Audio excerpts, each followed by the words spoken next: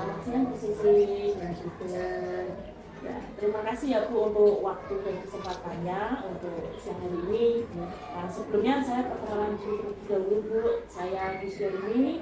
Saya merupakan CPP Angkatan 10 Kabupaten Mandiri dan saat ini saya dapat tugas dari modul 3.1 tentang pengambilan keputusan berbasis nilai-nilai kebajikan sebagai seorang pemimpin.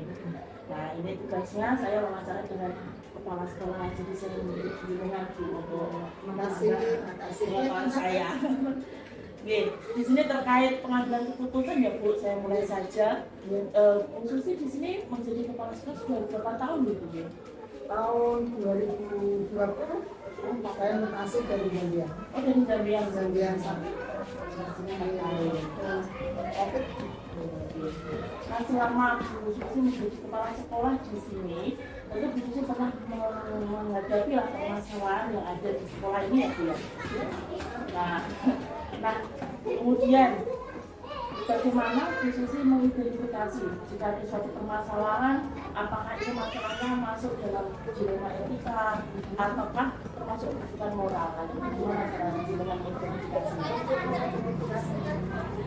Kalau juga orang kan jelas ya, benar dan salahnya kan jelas. Jadi kita lebih mudah karena kalau melanggar aturan itu kan jelas, itu jelas salah, harus ada sanksi. Tapi kalau yang dilema etika kan memang merasa benar. Jadi mereka merasa benar semua. Ya itu kemudian kita harus tahu permasalahan dulu. Berarti dengan mengetahui satu pihak benar atau salah, nah tentu itu untuk mengidentifikasi ya biasanya permasalahan ini ke dilema etika atau ke kebijakan moral. Kita harus tahu dulu permasalahannya. Nah, ketika bagaimana jika Anda menjalankan mengambil keputusan di sekolah Anda, terutama kasus-kasus yang ada kepentingan tadi Bu, dilema etika, benar dan benar. Nah, itu kira-kira bagaimana Anda mengambil keputusannya Bu? Mengambil keputusannya kita mengambil permasalahannya, mengambil masalahnya dengan cara pendekatan ke masing-masing dulu, karena kan biasanya kan merasa benar semua, jadi pendekatan dulu, kita tanyakan permasalahannya, kita identifikasi, terus katanya akar masalahnya dulu lah kita, baru kita bisa mengambil keputusan nantinya, mengambil harus bagaimana baiknya kan masing-masing harus cari solusinya ya Bu. Solusinya harus tahu dulu masalahnya masing-masing, mengungkapkan fakta-faktanya. Jadi dua pihak tidak bisa satu yang nggak bisa. Berarti biasa bijaksana itu berarti Terus dua pihak menemukan kedua-dua pihak, mediasi. Karena kan mereka hukuman kan merasa benar menurut mereka, jadi kita satu dulu, kita tahu dulu masalahnya, kita pelajari, oh ternyata mungkin sebetulnya di sini ya kita kasih tahu. Biasanya lebih kalau kita dari hati lah. Berarti langkah-langkahnya berarti yang lebih menemukan kedua-dua pihak, kemudian mediasi atau mungkin dari langsung dibicarain bareng dengan bersangkutan ya Bu ya. Baik prosesnya maupun untuk dalam sekolah. Karena Bu kasus apa mungkin mungkin ada permasalahan atau kasus apa? Kalau siswa kan biasanya kan jorok-jorokan itu kan nggak sengaja. Kalau yang lain terus ngeplak, nah itu kan itu berarti kan merasa benar dong, kok jorok tuh, lain sisi apa lah bu, nah itu kan kita kan gitu. Memang kalau anak-anak Misalnya dari perusahaan mungkin kita menyampaikan satu program kan biasanya kan ada perselisihan pendapat lah, nah pendapat itu kita sampaikan seperti ini. Kita kerja di sini. Kemudian selanjutnya Bu, hal-hal apa saja yang selama ini Anda anggap efektif dalam pengambilan keputusan pada kasus-kasus dilema etika? Ya itu tadi mempertemukan, berbicara permasalahannya, bermusyawarah. Kalau di sekolahnya musyawarah, memang di waktu saat rapat dengan guru itu permasalahannya kita sampaikan, atau permasalahan apa, gitu. Ada peluang apa dari guru kita disampaikan, terus kita rapatkan, dari pendapat-pendapat teman-teman yang lain kan, sharing-sharing yang lain kan, nah itu nanti ada di ketemu semua di situ. Dan juga ada kolaborasi ya, bapak ibu lainnya juga ya. Saya kita seperti kadang kan menurut kita benar tapi menurut bagian lain kan orang bijaksana kan bisa. Jadi kalau kolaborasi kan enak. Baik untuk siswa maupun seperti itu. Kemudian dalam pengambilan keputusan Bu, mungkin apakah itu sih pernah bertemu mungkin ada tantangannya sendiri maupun kesulitannya? Ya banyak namanya keputusan pro kontra itu pasti ada. Nanti ada kan kalau kita melakukan sesuatu permasalahan kan pro kontra itu ada yang setuju ada yang tidak setuju. Jadi mereka apa tidak setuju dari mereka apa lah itu kita gali dulu tatanya permasalahannya gimana. Kalau sudah kan menyampaikan kan lah nanti akhirnya kan dari ketemu. Jadi memang forum keterbukaan lah. Saya terapkan di sini keterbukaan pertama. Iya betul. Keterbukaan. Memang ada apa-apa Masalahnya harus terbuka. Jadi jangan sampai ada di jadi kita tahu mana yang salah, mana yang benar. Kalau sistem terbuka ya enaknya itu Bu. Ketika ada masalah cerita, kita konsultasikan, kemudian ada solusinya lebih enak, bikin bareng-bareng gitu ya Bu. Seperti itu saya terapkan. Nah, ketika ada sebuah masalah gitu ya, nah apakah kira-kira itu jenengan langsung menyelesaikan di tempat atau mungkin memilih jadwal untuk menyelesaikannya atau ada bentuk yang lainnya Bu? Kalau jadwal itu enggak ada, karena permasalahan kan udah terjadi siapa ya di sini. Siapa Mungkin dapat kontribusi. Iya, Oh iya, ya. kelas 2. Nanti kok naik cairan.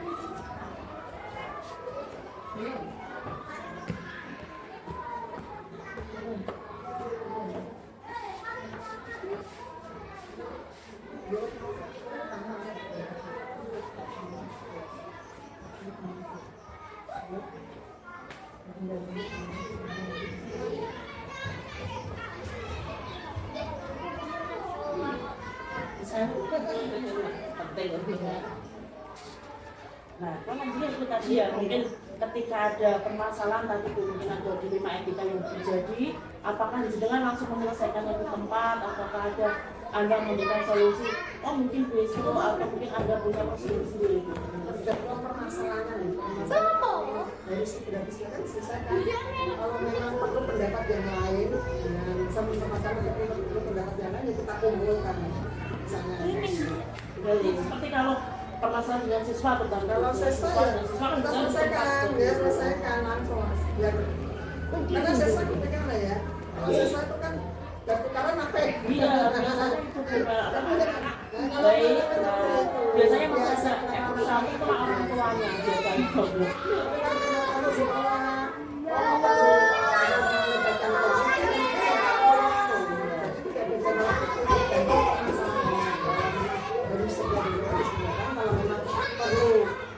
yang lain ini misalnya teman itu atau orang itu kan perlu waktu.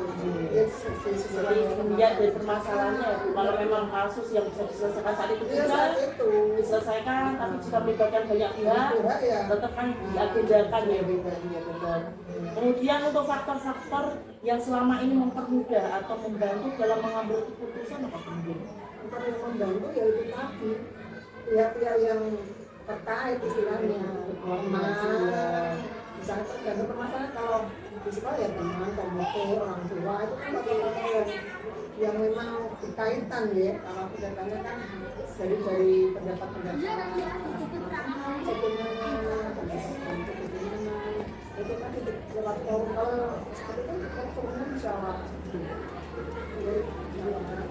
Kalau perbukaan ya, karena saya juga mengalami kondisi di ada permasalahan. Kalau kita nggak terbuka cuma satu tidak tahu, takutnya akan Terus dia nanti salah persepsi. ya, dan itu nanti akan panjangnya ya. Kalau saya selesaikan dengan semuanya, jadi terbuka.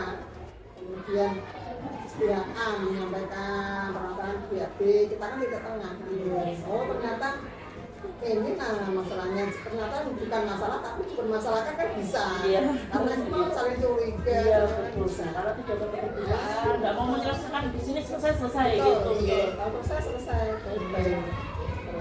Nah, kemudian dari yang disampaikan jenengan tadi sampai posisi tadi, pembelajaran apa yang dapat jenengan pendek Bu mengenai pengalaman selama ini lah dalam mengambil keputusan? Selama ini itu memang pentingnya itu tadi keterbukaan. Saya selalu setiap menekankan itu kerja sama saling berkomunikasi, saling membantu, kolaborasi sama teman. Salah satu kuncinya segala permasalahan selesai kalau semua itu bisa kita terapkan. Apapun bisa kalau memang ya kita bisa lakukan itu satu meja lah istilahnya. Iya. Itu satu meja itu nanti selesai. Kalau enggak ya sana presiden ya nanti nggak selesai. Satu meja yang kita sampaikan kita dengarkan. Oh iya benar. Menyampaikan ini dan ini. Nanti alhamdulillah selesai. Alhamdulillah situasi kondisi. Ya, berarti ini ya Bu, untuk posisi sendiri sebagai kepala sekolah di sini mungkin ketika ada permasalahan baik siswa maupun guru itu biasanya kalau bisa memang diselesaikan saat ini juga. Ya, kalau memang permasalahan itu memang harus disesuaikan dengan sekarang. Kalau melibatkan banyak pihak kan perlu waktu menyenangkan misalnya orang tua atau pemerintah kan tidak pasti ada di tempat. Kalau permasalahan menyangkut sekolah menyangkut satuan pendidikan kan memang melibatkan masyarakat, orang tua itu kan sekali jadi lebih banyak pihak dan kan persiapan harus ada waktu. Tapi kalau permasalahan itu memang harus mereka sekarang ya selesaikan, jangan sampai ditunda. Soalnya apa kalau permasalahan ditunda nanti iya, efeknya ya Bu. Saya pribadi sebagai kepala sekolah juga bijaksana karena misalnya saja intern ya Bu antara guru dengan guru jika bermasalah mungkin ada karena siswanya apa akhirnya guru yang ikut ke bawah kalau tidak diselesaikan juga nanti efeknya panjang kita juga ketemu rekan guru juga tiap hari dunia kerja nanti kan situasinya nggak nyaman. Iya mempengaruhi kinerja juga mempengaruhi jelas itu.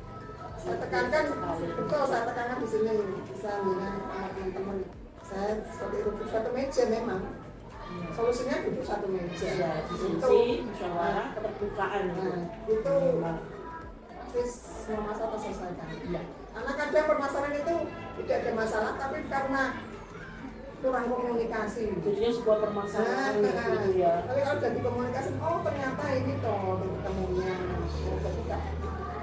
berarti salah. Maksudnya setelah komunikasi biasanya efeknya panjang.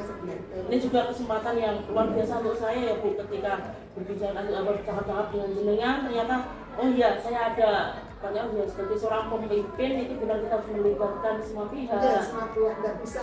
Saya nggak pernah terus sendiri nggak. Bisa berjaga sama teman-teman di forum saya terima masukan dari Bapak Ibu, saya terima mungkin masukan ini kalau ada terus kita sampaikan bagaimana ini bisa jalankan. Masih protokol kan ada. Kalau setuju jalan, kalau enggak ya enggak. Menurut soal pertanyaan nanti Berarti masih di voting juga ya Bu? Ya dalam rapat tadi nanti gimana misalnya kegiatan ini gimana itu piye atau itu misalnya itu luar biasa sekali ya diskusi ya. Ya kita berusaha lah Mbak. Karena kan jujur ini juga saya gini Bu, alasan saya milih diskusi juga gini kan kalau saya di sekolah kan ada Pak Kakung lah laki-laki itu saya pengen coba cari kepala karena saya sendiri kalau melihat kepala sekolah seorang perempuan Bu, sosok perempuan itu keren. Kalau saya juga seorang perempuan aja yang jadi guru pemimpin kelas aja udah ya pokok ibu iya itu loh kayak jadi guru kelas aja pemimpin pembelajaran sudah pusing apalagi kalau anak-anak bertengkar ini jenengan luar biasa menjadi sosok pemimpin perempuan ini sekali sih tentang apa masalahnya pasti ada. Saya percaya dimanapun ada, di sekolah manapun ada, karena kan melibatkan banyak banyak pribadi, banyak masing-masing kan karakternya beda-beda. Itu tetap ada.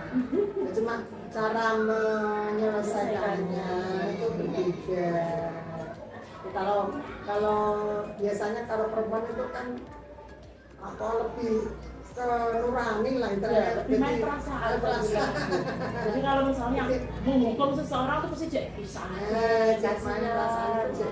tapi kalau kakung dan bapak biasanya kan ambil logika. Betul salah ini kamu kan gini. Emang itu dilema, namanya kan dilema. Iya, dilema itu karena di sini ada satu pihak dia melanggar aturan tapi satunya sakit bocah itu ya. Kalau jelas kan salah betul kan itu tadi yang maksudnya tujuan moral. Jelas. Yang salah ya salah. Iya, ya sih ini dilema kita. Kalau melanggar aturan ya disanksi. Karena ada aturannya, tapi kalau dilema itu ada aturannya. Ada aturan yang jelas tapi ya jangan kita menyelesaikan masalahnya ya, seninya. Terima kasih ya Bu Susi atas waktunya. Kemudian juga cerita pengalaman yang luar biasa. Semoga nanti saya bisa menerapkan juga dalam pemimpin di kelas juga Bu ya. Terus yang ini saya cukupkan untuk wawancaranya Bu. Saya juga terima kasih karena yang meluangkan waktunya. Saya juga mohon maaf apabila dalam kita berdiskusi, kita wawancara atau serangkanya sama-sama, semoga sukses. Amin. Semua itu saya pamit ya Bu. Assalamualaikum.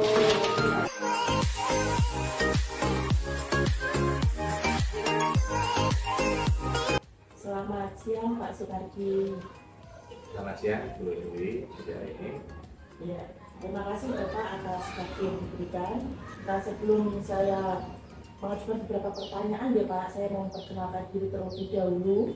Saya Yuswa ini dari CGP Angkatan 10 Kabupaten Pati. Saat ini mendapatkan tugas Pak dari Modul 3.1 mengenai pengambilan keputusan berbasis nilai-nilai kebajikan sebagai pemimpin. Nah, jadi di sini saya diberikan tugas untuk mewawancarai kepala sekolah terkait pengambilan sebuah keputusan. Nah, sebelum masuk pertanyaan ya Pak, Ya. Pak Kardi di sini sudah berapa tahun menjabat kepala sekolah di SD Negeri 1? Saya di SD Negeri 01 oleh menjabat yaitu tanggal 27 Desember 2017. Jadi kira-kira ya sudah hampir 6 tahun ya. 7 tahun malah 7 tahun ya, 7 tahun. Yang terasa 7 tahun. Saya kira itu yang disampaikan dulu. selama 7 tahun ini ya Pak, mungkin kan di sini Pak Kardi juga pasti pernah mengalami namanya masa sebuah kasus dan di mana Pak Kardi harus mengambil sebuah keputusan. Nah, ya Pak ya. Nah, pertama Pak, jika ada sebuah kasus, bagaimana jenengan mengidentifikasi apakah kasus ini masuk dalam dilema etika atau kan masuknya di tujuan moral? Ya, untuk selama orang bekerja atau mungkin seorang pemimpin, di mana di sana ada yang mungkin rekan kerja ya Bu ya. Kalau panjenengan dulu itu ya nanti mungkin bersama dengan siswi panjenengan. Tuh, kalau saya di sini yang jelas, nggak mungkin saya mengatakan itu nggak pernah menghadapi dilema atau harus menentukan keputusan yang terbaik. Jadi bahasanya kesimpulannya ya pasti itu ada terjadi. Sehingga dalam pengambilan keputusan itu kami harus berupaya untuk yang tepat. Biasanya kalau itu disebut sebagai dilema etika ataupun rujukan moral, memang kita bisa katakan ya bisa dikatakan itu dipisah-pisah ya. Kalau yang namanya dilema etika itu adalah sesuatu yang boleh kita katakan dalam pengambilan keputusan ini pada sisi persimpangan yang itu benar lawan benar. Sedangkan pada rujukan moral ini adalah namanya saja rujukan moral. kalau bisa itu memang bujukan ini diarahkan kepada untuk pencapaian tujuan tertentu, tapi bisa menggunakan cara yang tidak benar. Jadi di sini benar lawan salah. Jadi saya kira itu tuh yang bisa kami simpulkan awal dulu, sehingga apakah itu dihadapi oleh seorang kepala sekolah atau saya khususnya dalam menghadapi itu, ya pasti itu ada. Kemudian bagaimana jenengan menjalankan pengambilan keputusan tersebut, Pak? Terutama jika kasus itu maksudnya dalam kategori dilema etika. Bagaimana kira-kira jenengan pengambilan keputusannya? Ya. Yang dalam dilema etika saja dikatakan benar lawan benar. Jadi di sini kalau pengambilan keputusan ini nanti tidak tepat, ya mestinya juga itu tidak bagus pula. Sehingga di sini dalam pengambilan keputusan ini benar melawan benar, ya mestinya seorang pemimpin, saya khususnya akan menerapkan beberapa hal. Di antara yang pertama pasti harus saya cermati. Di samping itu pasti akan kita identifikasi dulu permasalahannya, lalu mungkin kita cari yang namanya kan data dukung atau sumber pendukung. Iya, faktor pendukung. Jadi tidak serta-merta kami harus memutuskan itu, tapi identifikasi permasalahannya itu kami lakukan. Yang kedua, kita upayakan untuk sumber informasi atau sumber data sebagai referensi untuk nanti sebagai pertimbangan, sehingga pada titik akhirnya kita bisa mengambil keputusan yang paling. Saya kira dua hal ini juga masuk kepada titik akhir dari terjadinya yang harus diidentifikasi, dilakukan yang namanya pembanding atau sumber informasi untuk referensi. Biasanya seperti itu. Ya, berarti jika ada sebuah kasus, dan pasti kami ya Pak jenengan ini langkah-langkahnya pertama yang mencermati kasus tersebut lebih dahulu, kemudian mengidentifikasi, kemudian mungkin Pak Karti juga berkolaborasi tidak dengan Bapak Ibu Guru, kemudian mungkin dengan TNI atau bagaimana? Karena berkolaborasi juga berarti. Ya, itu pertanyaan yang bagus, Bu. Karena di sini saya dalam hal belajar tentang kepemimpinan kan ada di kepemimpinan yang mungkin sekarang dimasukkan sebagai materi, ada yang namanya dilema etika dan rujukan moral. Kalau saya dulu menyimpulkan ada seorang tipe pemimpin itu yang otoriter, tipe pemimpin yang katakan demokratis, dan mungkin tipe pemimpin yang gabungan. Ya. Jadi memang di sini satu sisi saya lebih menerapkan yang pertama, demokratis ini adalah sebagai bentuk yang mungkin pilihan saya, tetapi pada kalanya juga saya menggunakan metode saya ulang kan gitu ya. Jadi pertanyaan itu tadi dipertanyakan apakah ada pihak lain atau apa. Saya kira ini sesuatu yang juga menjadi tadi saya sebut sebagai apa, sumber pertimbangan, sehingga ya saya tidak harus bertindak secara sendiri dan harus mengintervensi, tapi dengan kolaborasi dengan teman itu mungkin malah lebih memperkuat, lebih di sini melengkapi dari hasil keputusan nanti itu adalah yang terbaik. Tetapi kolaborasi ini adalah kolaborasi yang sifatnya untuk mengarah tadi yang benar-benar kan gitu ya, bukan kolaborasinya nanti bukan kolaborasinya nanti malah benar jadi salah atau sebaliknya salah jadi benar. Karena juga kalau saya Pak sebagai guru kan juga pemimpin di kelas ya. Kadang juga perlu kolaborasi dengan sejawat itu supaya lebih menguatkan. Kadang kan ada yang misalnya buat keputusan ada rasa bingung. Nah, kalau dengan kita kolaborasi bercerita sebelum sampai ke ranah kepala sekolah, kan enak kita akan sejawat lebih menguatkan dari dia. Jadi kolaborasi ini menurut kami adalah sesuatu yang harus tidak ditinggalkan. Kemudian ketika akan mengambil sebuah keputusan, apakah Pak Hadi juga mengalami tantangan atau ada hambatan kira-kira?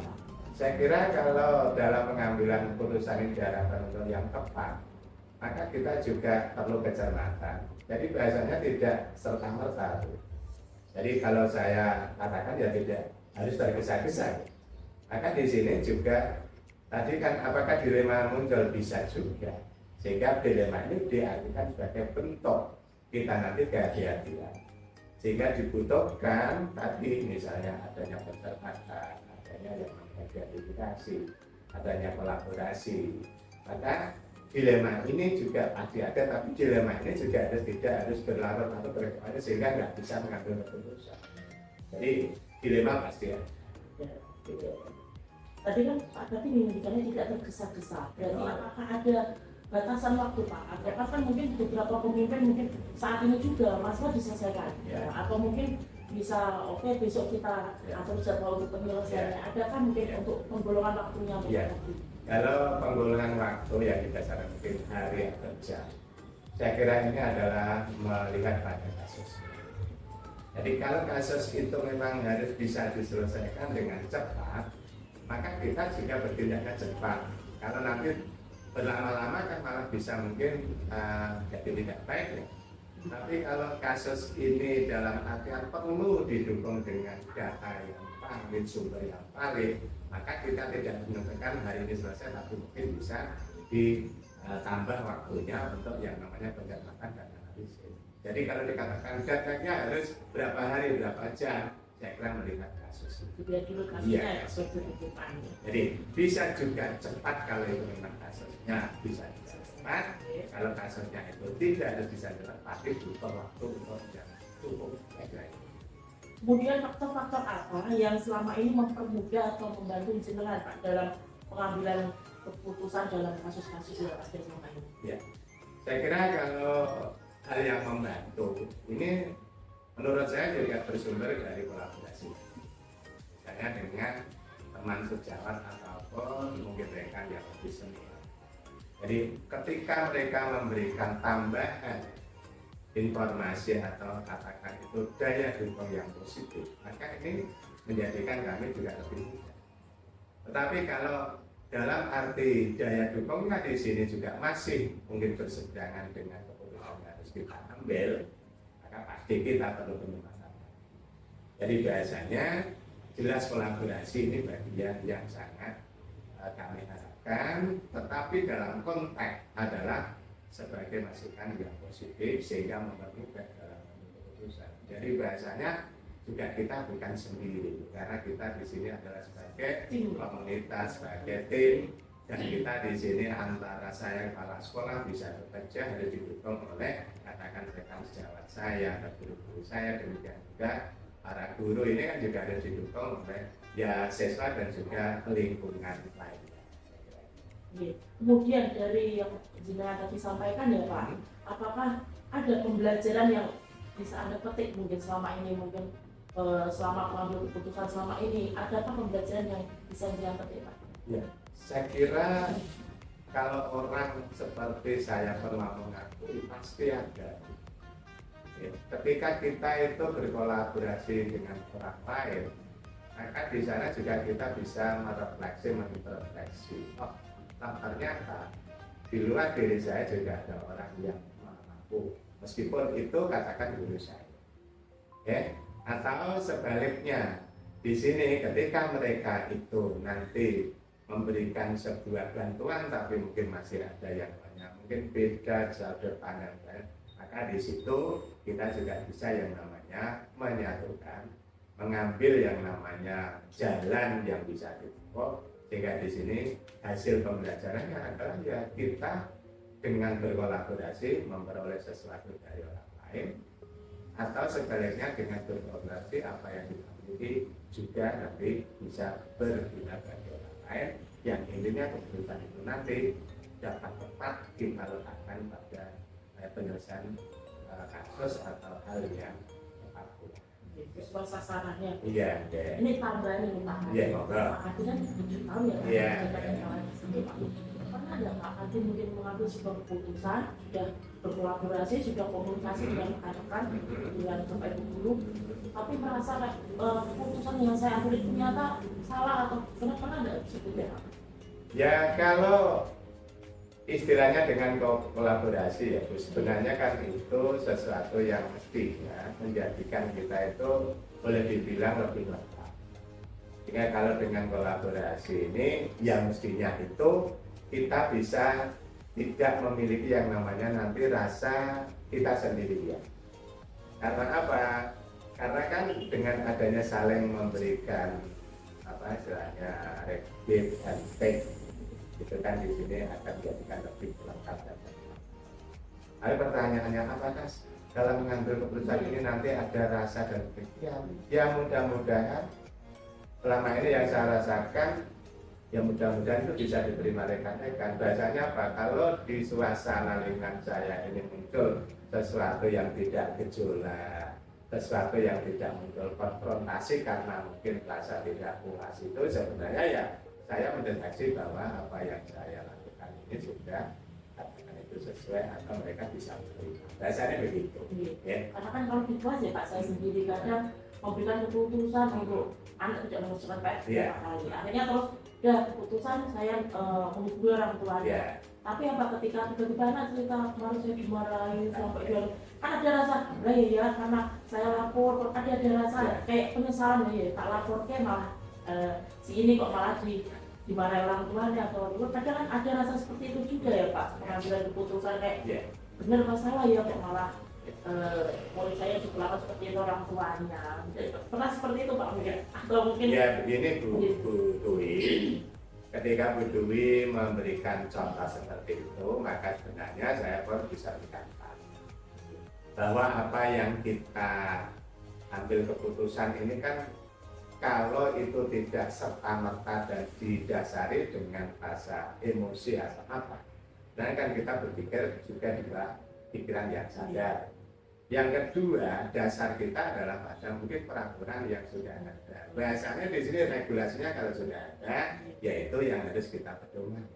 Sehingga regulasi ini kan untuk mengatur. Jadi seandainya ada pihak lain yang merasa itu juga istilahnya kurang puas, ini secara individu manusiawi, orang tidak puas. Manusiawi Iya, tapi kalau regulasinya sudah ada, ya kita bisa menjelaskan. Iya, kalau regulasinya ada peraturan, Iya. Iya. Kalau semuanya sudah diawali dari tadi mungkin ada kesepakatan, itu juga menjadi referensi. Regulasi ada, itu referensi. Yang kita ajak mereka memang ayo berbuat kayak regulasi sehingga tujuan secara bersama-sama tercapai. Hanya bagi pihak kami misalnya saya selaku pemimpin atau manajerial ya saya tercapai, sementara dari rekan kerja atau teman sejawat dalam bekerja ini juga tercapai. Demikian guru dan siswa. Saya kira kalau saya boleh memberikan saran kayak begitu. Iya. Perasaan manusiawi ada rasa sedikit rasa bersalah juga. Tapi selama saya mengambil keputusannya ada dasarnya, dari keyakinan kelas, dari peraturan, berarti ya termasuk saya. Iya. Dan di sini yang perlu kita tanamkan juga kan adalah itu mereka tahu, kalau itu dari anak-anak tahu, dan kita didik untuk itu. Kalau kita bisa menerapkan sejak kecil bagi anak misalnya, mudah-mudahan mereka besok-besoknya mereka itu orang yang tahu aturan, orang bisa menjalankan aturan, sehingga di sini munculnya kan apa ya, biasanya kalau itu sebuah hal yang ditata, yang muncul hal yang diinginkan tertata lagi, muncul tujuan yang juga baik. Kalau itu saya ibaratkan tanaman yang mereka dengan pola yang baik, mereka tertanam dengan nabi harapan yang bagus. Saya kira begitu kalau prinsip-prinsip yang harus saya tanamkan ke diri saya, termasuk dengan ini sebagai bentuk mitra diskusi atau mungkin saling berbagi. Terima kasih juga untuk masukannya dari Pak Kardi ini. Alhamdulillah saya juga dapat pencerahan dan ada memang selama ngajar juga kadang ada perasaan seperti itu. Oke, mungkin itu saja yang bisa saya tanyakan Pak Kardi. Saya juga ucapkan terima kasih untuk pengetahuan, ilmu jenengan serta waktunya. Saya berharap mungkin kesempatan selanjutnya saya juga masih ada diskusi dengan jenengan. Ya, terima kasih kembali Bu Dwi, dan saya juga nitip karena di sini panjenengan juga sebagai guru penggerak satu sisi nanti bisa bergerak dan menggerakkan. Terus yang kedua betul juga pemimpin-pemimpin entah itu pemimpin kelas atau pemimpin bicara akan juga ke depan juga menjadi pemimpin yang akan menggantikan kami, maka itu kami bisa seperti itu. Yang kedua ya sekalipun nggak akan yang namanya sempurna, dalam bekerja bersama panjenengan panjenengan. Tetapi kan kita mencoba untuk mencapai tujuan yang kita tetapkan melalui pemahaman yang harus kita pahami secara bersama. Jadi biasanya kalau untuk kepuasan individu saya meyakini nggak akan tercapai. Tapi kalau kayak itu standarisasi yang kita sepakati itu yang harus kita jalankan. Saya kira itu dulu ya.